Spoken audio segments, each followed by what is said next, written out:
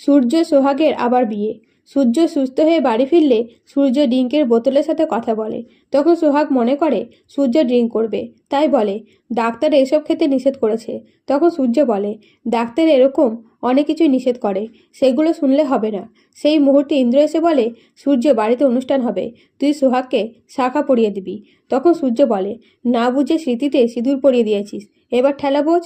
এই কথা শুনে সোহাগ বলে শাখা পড়াতে না চাইলে পড়াতে হবে না। তখন সূর্য বলে আমি নিজের সিদ্ধান্ত নিজেই নেব, বাইরের লোকের কাছে থেকে সিদ্ধান্ত নেব না। এই কথা শুনে সোহাগ বলে সেটাই তো, আমি মাঝে মাঝে ভুলে যাই আমি কাজের মেয়ে। এই বলে কষ্টে সেখান থেকে চলে গেলে সূর্য বলে সোহাগ আমি সেভাবে কথাটা বলতে চাইনি। এইদিকে ইন্দ্র গোপালদের নিমন্ত্রণ করলে মোড়াকি বলে ভিখারিদের নিমন্ত্রণ করলে।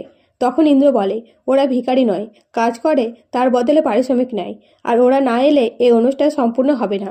আমি এই ব্যাপারে তোমার জিদকে প্রশ্রয় দিতে পারবো না, সূর্যর আর ক্ষতি করতে পারবো না।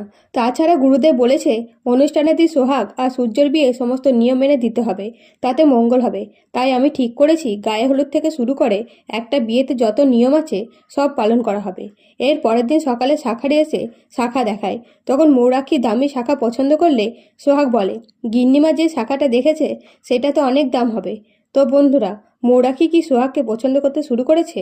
অবশ্যই কমেন্ট করে জানাবেন আপনাদের মতামত। ধন্যবাদ।